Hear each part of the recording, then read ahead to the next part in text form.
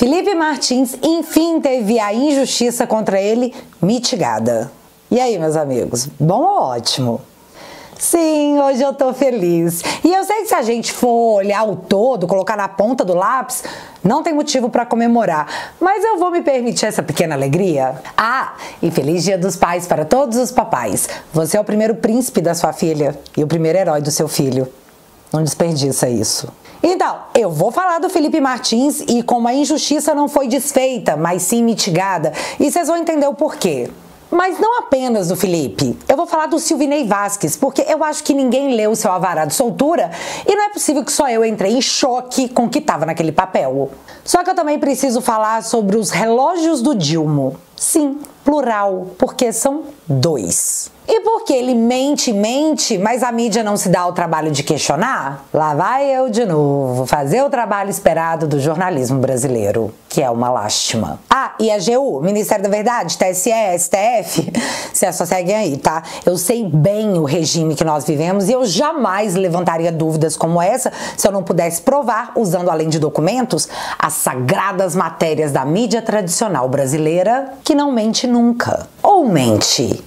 Porque assim, alguém tá mentindo. Ah, o fenômeno Bolsonaro, que galera, tem ares de popstar, segue arrebatando uma multidão por onde passa. E coisas assim irritam as pessoas que não deveriam se manifestar sobre a popularidade de um líder de uma parte significativa de um povo. Não deveriam, mas fazem. E se você não entendeu, calma que você vai entender. É cada dia mais bizarro. E essa vai ser a palavra do dia. Muita coisa pra gente falar e essa introdução já ficou longa demais. Portanto, separa a pipoca, fica confortável e bora lá!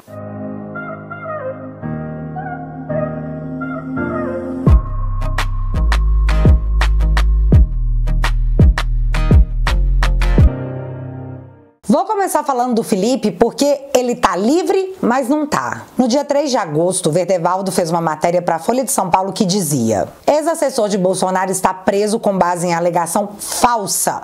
Alexandre de Moraes ignora evidências que comprovam que Felipe Martins não tentou fugir do Brasil em dezembro de 2022. Ao longo da matéria, ele explica todas as provas que a defesa levantou para mostrar que o Felipe jamais saiu do Brasil numa tentativa de fuga, que foi o alegado pela Polícia Federal para prendê-lo. A gravidade disso para a democracia brasileira é imensa, porque primeiro prenderam o cara com base em uma alegação falsa. Usaram uma matéria do jornal, do Guilherme Amado para ser mais precisa.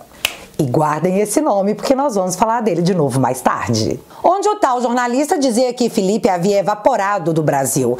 Para tempos depois, após provado que era tudo mentira, o jornalista ter que emitir uma longa e constrangedora matéria em que dizia: ops. A matéria deixa evidente que não foi o Estado que provou que prendeu Felipe Martins porque tinha fundamentos legais para tal.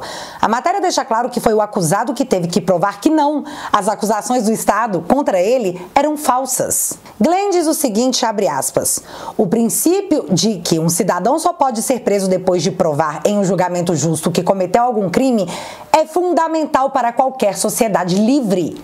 Fecha aspas. Mas então ele cita outro absurdo. Felipe passou 6 meses preso sem que sequer acusado de qualquer coisa fosse. É como se o Estado ainda não soubesse sobre o que poderia acusá-lo, então prendeu para decidir depois. Talvez o Estado tenha acreditado que nas quebras dos sigilos ou das informações colhidas nos telefones das vítimas da operação pudesse encontrar alguma coisa que justificasse o que eles estavam fazendo. E talvez, só talvez, eles tivessem tanta certeza que encontrariam algo que ignoraram o pedido da PGR em março desse ano para a soltura do Felipe. Em algum momento apareceria algo, em algum momento alguém faria uma delação, em algum momento algum fato novo apareceria que poderia justificar perante a sociedade a prisão de Felipe por 6 meses, sem que o Estado sequer o acusasse. Talvez eles tenham achado que o Felipe ia surtar e oferecer uma delação premiada. Porém, o Fish Expedition, proibido pela Constituição brasileira, não trouxe nenhum elemento. Felipe então anunciou aos 4 ventos: não delatei e não delatarei porque não há o que delatar. E ainda completou, abre aspas: estou como disse Sócrates, é preferível que eu padeça de uma injustiça do que cometer uma para livrar minha pele. Fecha aspas. E não teve delação. Felipe deixou a prisão porque ele conseguiu provar que o Estado, que não o acusava de nada, mas o mantinha preso, estava errado. Sim, na democracia relativa pujante, não é o Estado que prova que você cometeu o crime. O Estado te prende, então você dá um jeito de provar que o Estado está errado. Nesse sábado, voltou à baila o jurista Maiarovitch, do UOL, que teve seus momentos contra o Xande, mas que, de apoiador do Bolsonaro, não tem nada. Muito pelo contrário. Felipe Martins é vítima de erro judiciário bizarro e pode pedir dano moral. Agora que ele saiu, você fala uma coisa dessas, moço? Teve 6 meses pra hablar, mas você tava brincando de vaca amarela? Tá, beleza. Em sua matéria, ele relata o absurdo: ser mantido preso sem acusação após provar que a Polícia Federal usou provas que se mostraram falsas e que esse fato, era bizarro. Imagina. O Estado prendeu ilegalmente um desafeto político. Nós derrotamos o bolsonarismo! Nós derrotamos o bolsonarismo! E a manifestação sobre isso será apenas a palavra bizarro. Ah, e cabe danos morais aí, hein? Boa sorte. Tem 6 meses que gritamos pela injustiça causada. Danos morais não apagam 6 meses de prisão na vida de ninguém. Principalmente quando o caso é bizarro. Mas vem cá. Nós precisamos falar do Silvinei Vasquez, porque eu não sei se vocês viram algo mais que bizarro, algo absurdo. E de tanta certeza que ninguém liga, os caras colocaram num papel. Um dia antes da soltura do Felipe, o ministro Alexandre também mandou soltar o Silvinei Vasquez após 1 ano de prisão. 1 ano. De início eu achei o time interessante e cheguei até a postar sobre isso no Twitter, já que em tempos de se criticar a Venezuela por seus abusos, mas quando falam da Venezuela e o que está acontecendo por lá, quem ouve, se estiver desatento, pode acreditar que estão falando do Brasil. Talvez, nesse momento, estivesse ficando difícil sustentar perante a opinião pública de que era tudo em nome da democracia. Mas então eu tive acesso ao documento que libertou Silvinei Vasquez. E é isso que vocês também terão agora. A partir da representação da Polícia Federal, subscrita pelo delegado da Polícia Federal, Flávio Vietes Reis, pela expedição de mandatos de prisão preventiva, de busca e apreensão pessoal e de busca e apreensão domiciliar em desfavor de Silvinei Vasquez, e após a manifestação da Procuradoria-Geral da República, decretei, no caso Alexandre, a prisão do investigado em 23 de julho de 2023, ao qual foi efetivada em 9 de agosto de 2023 e mantidas por decisões de 6 de setembro de 23, 17 de dezembro de 23, 5 de abril de 24, 3 de maio de 24 e 20 de junho de 24. Nessa oportunidade, agora que a defesa requeriu, a defesa de Silvinei Vasquez peticionou requerendo a progressão de regime, tendo em conta o cumprimento de 16% da pena do crime a ele equivocadamente imputado. Sustentou que a imputação lançada contra o requerente possui 3 anos de pena mínima, razão pela qual, não havendo circunstâncias agravantes ou causa de aumento de pena, impõe concluir que o jurisdicionado já possui direito à progressão de regime. Argumentou-se que várias prorrogações foram deferidas implicitamente sem que a autoridade policial tenha se justificado, muito menos apresentado o requerimento fundamentado, sendo o requerente mantido em prisão preventiva. Fecha aspas. Beleza, agora eu vou explicar o que esse documento está dizendo. Silvinei estava preso preventivamente há 1 ano sem ter sido julgado. O crime que o Ministério Público, de forma equivocada, segundo a defesa, o imputou, teria pena mínima de 3 anos caso ele fosse condenado. Porém, como ele estava preso preventivamente há 1 ano, ele já teria cumprido 1/3 da pena e deveria, caso tivesse sido julgado, ser colocado em liberdade. O Estado prendeu o Silvinei de forma preventiva. Ele cumpriu pena por 1 ano sem julgamento. E agora, pode ir, Silvinei. Se você tivesse sido condenado, o tempo que nós te mantivemos na cadeia seria o tempo que você cumpriria a pena. Mas vai com Deus, viu? Tudo de bom. A Suprema Corte desse país revogou a prisão após segunda instância, que é quando um órgão colegiado não tem mais dúvida sobre a materialidade do caso e, assim sendo, soltaram o Dilma. Mas no caso do Silvinei, ele pode ficar preso por 1 ano sem sequer ter sido julgado. O cara cumpriu pena por um crime ao qual ele não foi sentenciado, num país que proíbe prisão até que se tenha o trânsito em julgado. E aqui eu vou comentar, só por esporte mesmo, uma outra ilegalidade. O Silvinei Vasquez não tem foro privilegiado. Então, por que raios o seu processo foi direto para a Suprema Corte? Silvinei foi preso pelo Estado para cumprir uma pena da qual ele não foi condenado e sem que um colegiado tivesse rechaçado uma decisão individual que sequer seria o foro apropriado. Onde estavam os juristas desse país para dizer que, ei, não pode ser assim, tá errado? Foi então que ouvimos um silêncio ensurdecedor, que na minha opinião não se passou de uma conivência. Afinal, Felipe Martins era aliado do Bolsonaro, Silvinei Vasquez era aliado do Bolsonaro. E Bolsonaro precisa ser derrubado para que a democracia seja salva. Por mais que tenhamos que violar a democracia para isso. Desculpa, isso não é, na minha opinião, Estado democrático de direito. Mas vem cá, deixa eu te mostrar o Bolsonaro sendo derrubado quinta-feira, dia 8.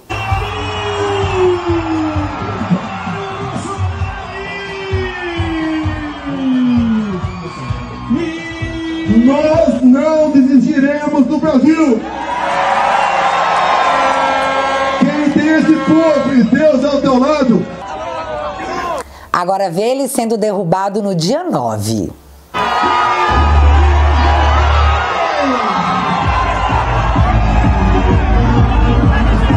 Tem uma filha que tem sangue de cabra da peste na veia. Agora enxerga ele caindo ontem, dia 10.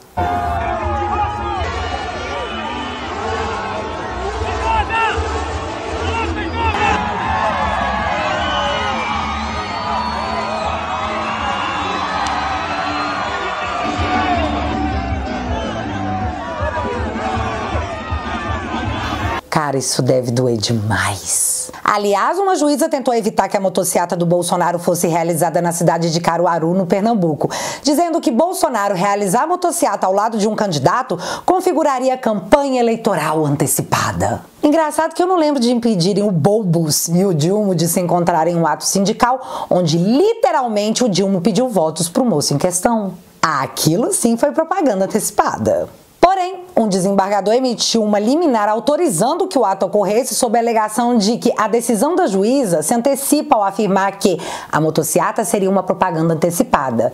E completou dizendo, abre aspas, caso isso ocorra, a legislação eleitoral prevê formas de sancionamento. Contudo, a vedação prévia com base em mera suposição é incabível. Fecha aspas para a decisão do desembargador. O nome disso é censura prévia, proibida pela Constituição e foi derrubada para que a motociata acontecesse. Censura prévia só aconteceu de forma excepcional às vésperas da eleição de 2022 com o documentário da Brasil Paralelo, mas era só um caso excepcional. Mas voltando ao caso do Felipe Martins, preso por 6 meses sem que algo do tipo tenha sido dito. Coisa de pervertidos.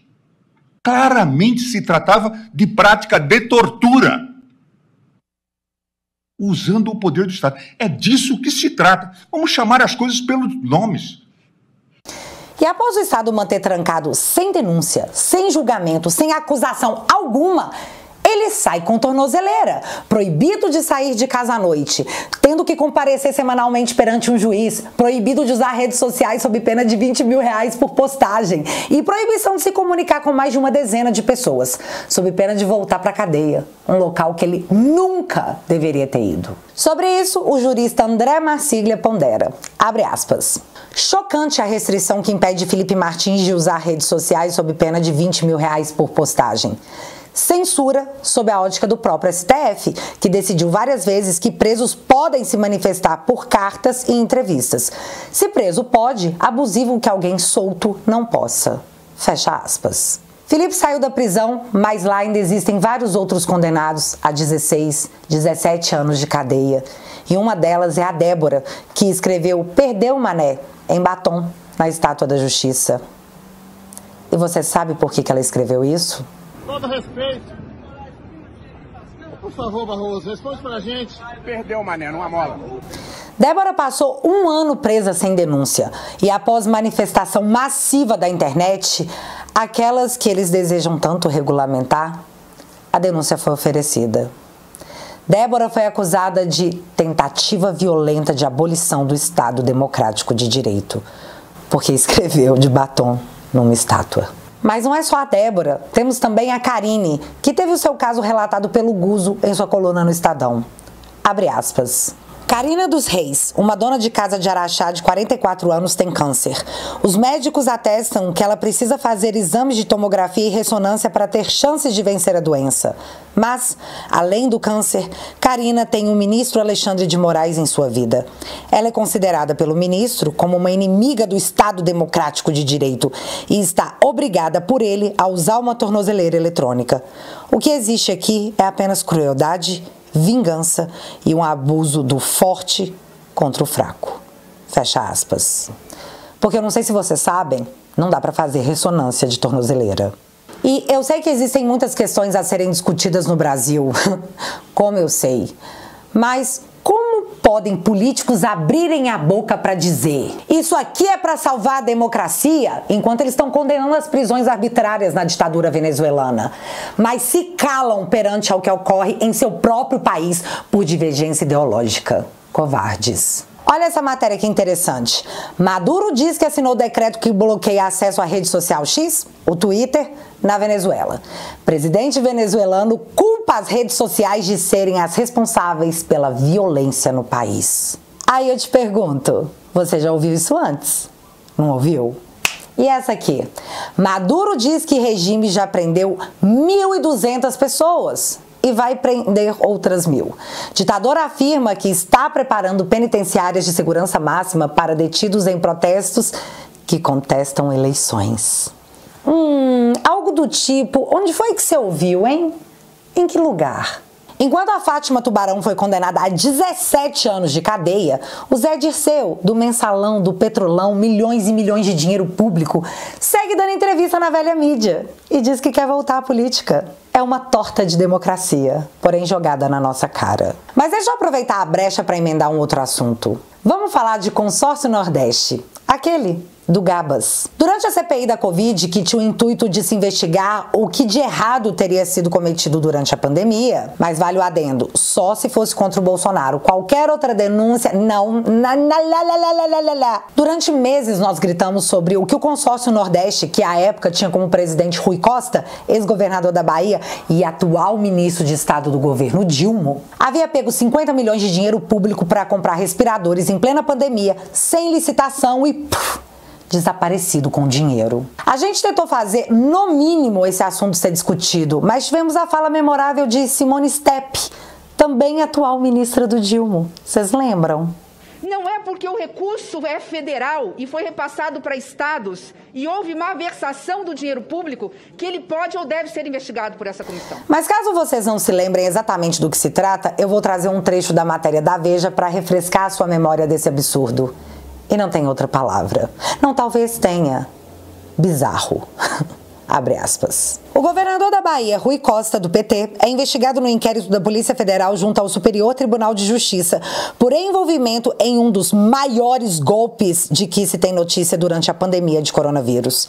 Ele era o presidente do Consórcio Nordeste, que reúne os 9 governadores da região e pagou 48 milhões de reais adiantados para uma microempresa de importação de produtos à base de orégano, a HempCare, na aquisição de 300 respiradores que poderiam ter salvo milhares de vidas durante a pandemia, mas que não foram entregues.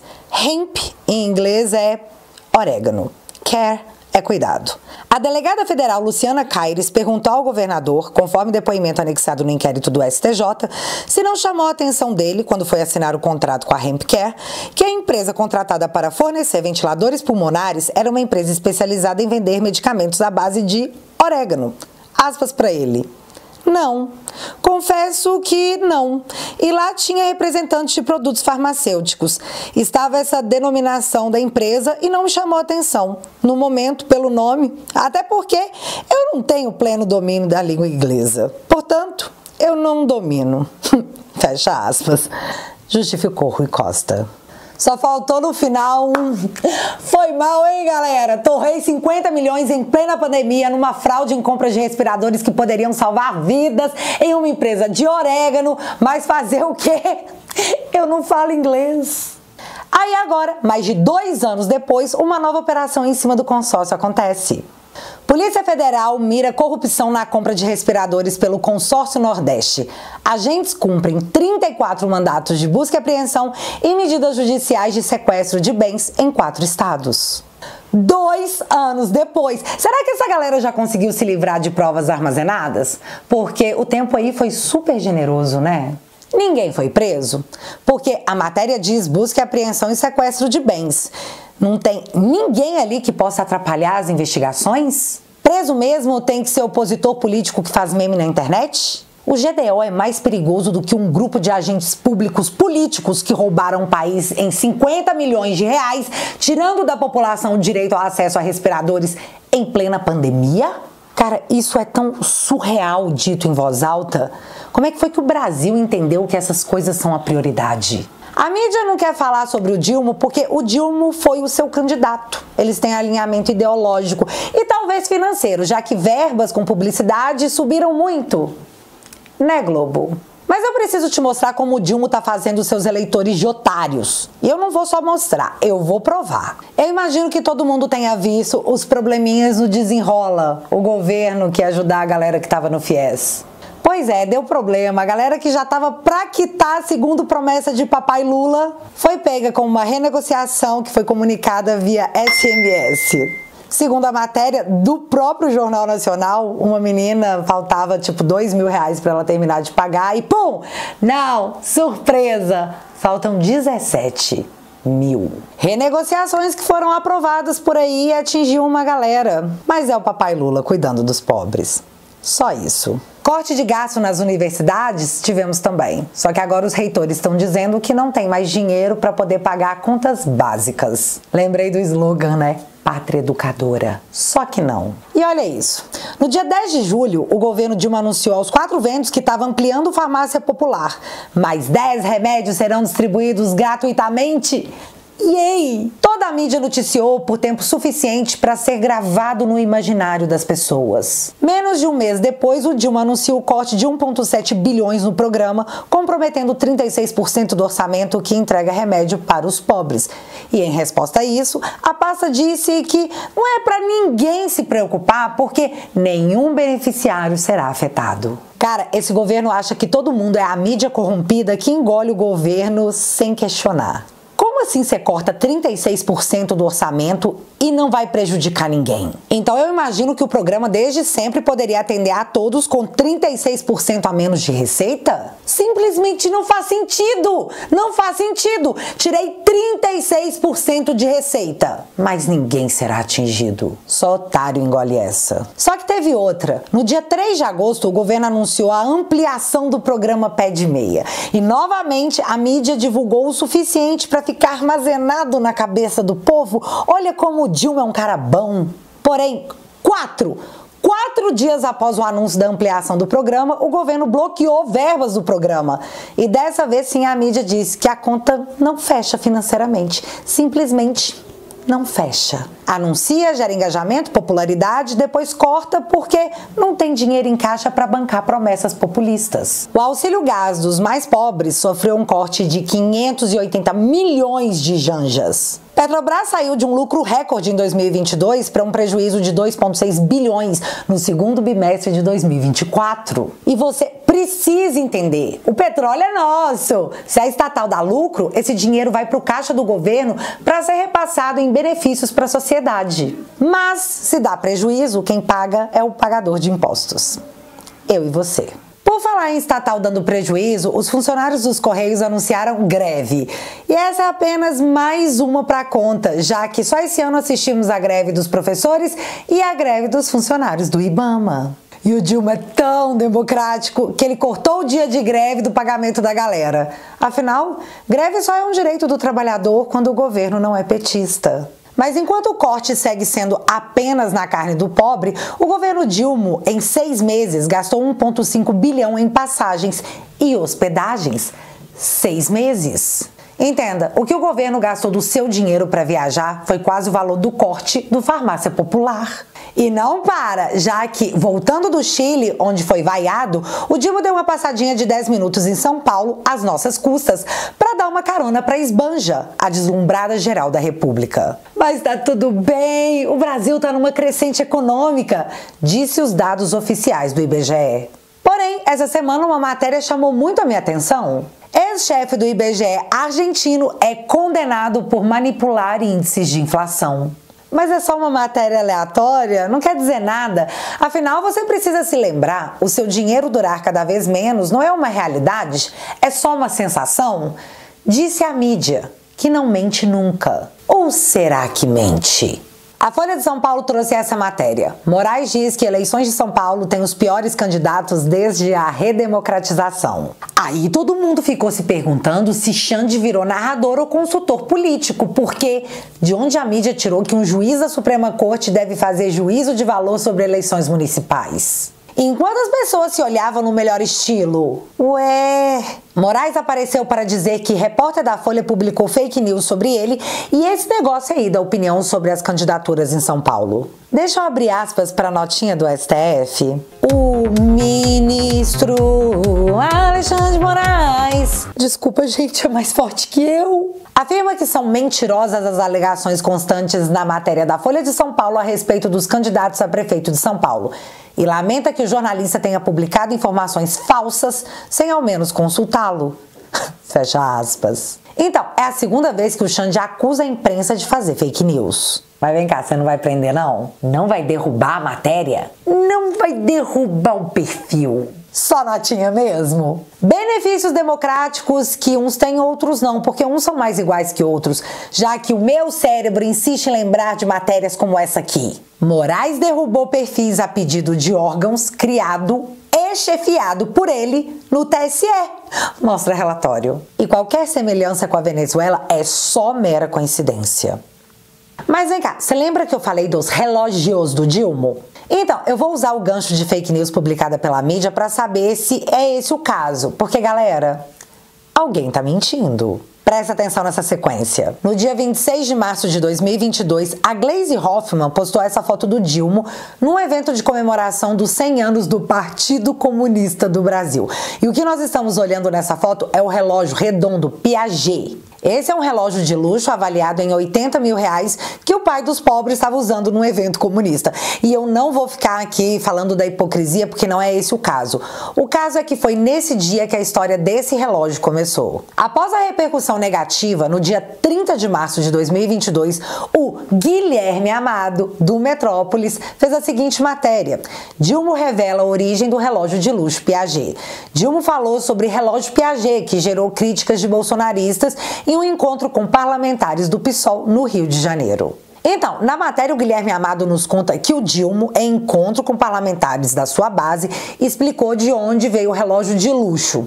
E eu vou abrir aspas para esse trecho da matéria. Segundo o Dilma, ele encontrou o relógio em meio ao seu acervo de quando foi presidente.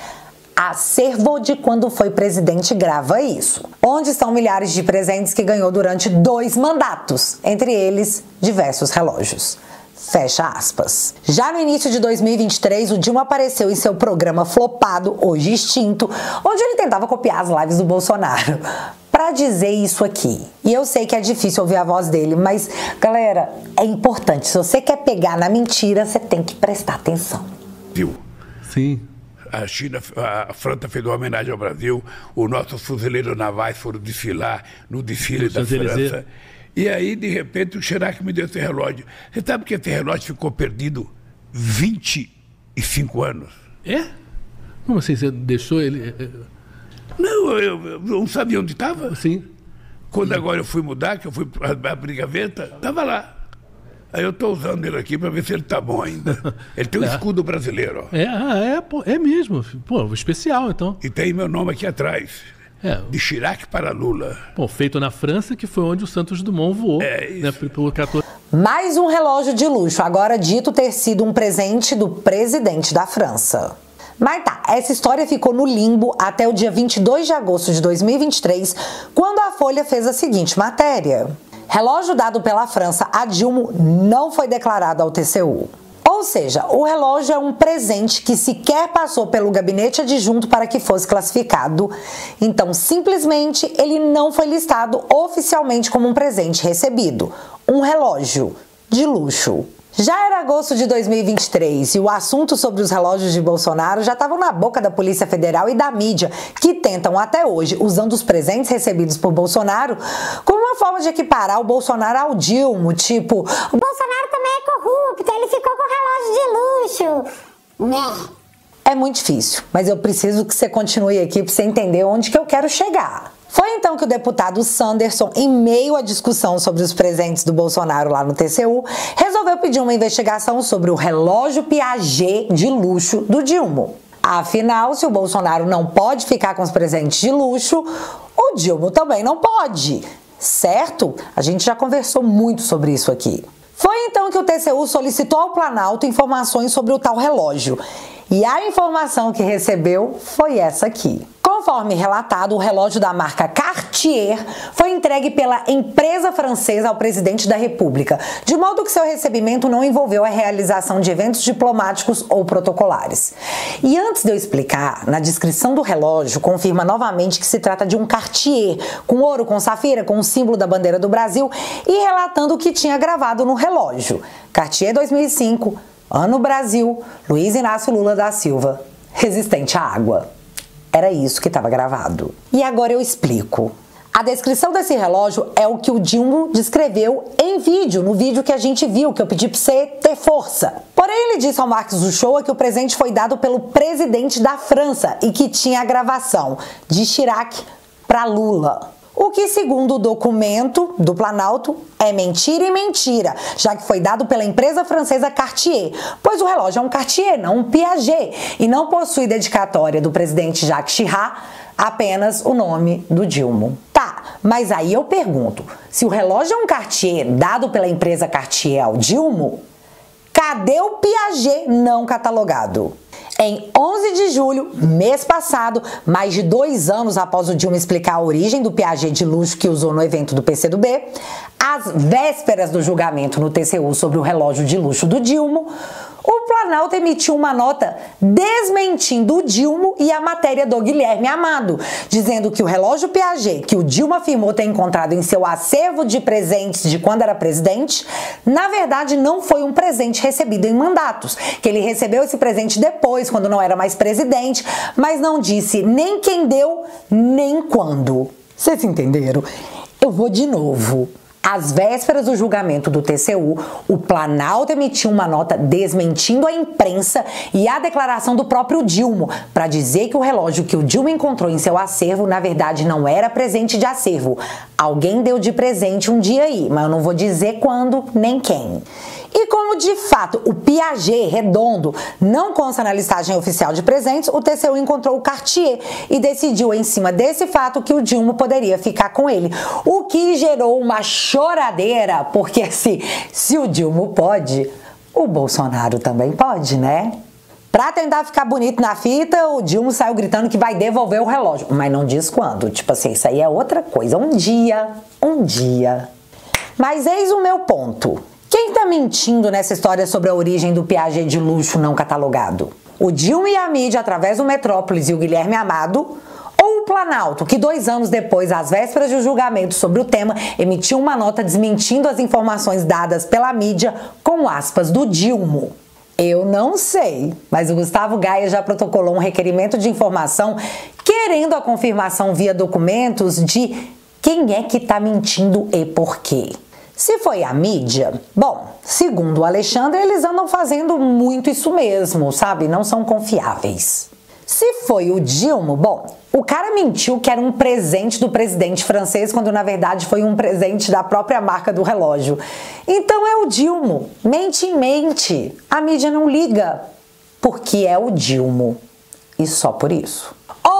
A terceira opção, se foi a nota do Planalto, o que iria caracterizar ou me fazer suspeitar que tá rolando uma tentativa de esconder um presente recebido que foi simplesmente embolsado. Não sei quem tá mentindo, mas para as cenas dos próximos capítulos, Só nos resta aguardar. E você? Quem você acha que tá mentindo? Me conta aqui nos comentários que eu quero saber. E galera, se você curte os meus vídeos, dá 40 segundinhos, rapidão. Foi em 2019 que eu comecei a fazer vídeos pro Te Atualizei. Desde 2021, essa história ficou mais divertida por causa da família Te Atualizei. A minha plataforma é o lugar onde eu reúno a família para falar de política. Lá eu posso falar tudo que eu quiser, do jeito que eu quiser. Eu posso rir e ficar pé da vida, porque lá eu sou livre. E agora, o Te Atualizei também tem um app com todos os conteúdos na plataforma. Portanto, entra pra família e venha ser livre. Junto comigo.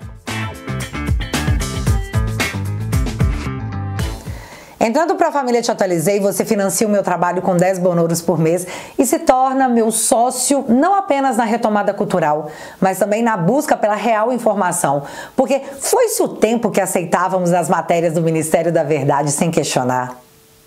E é por isso que essa galera odeia a internet. É por isso que eles odeiam a gente.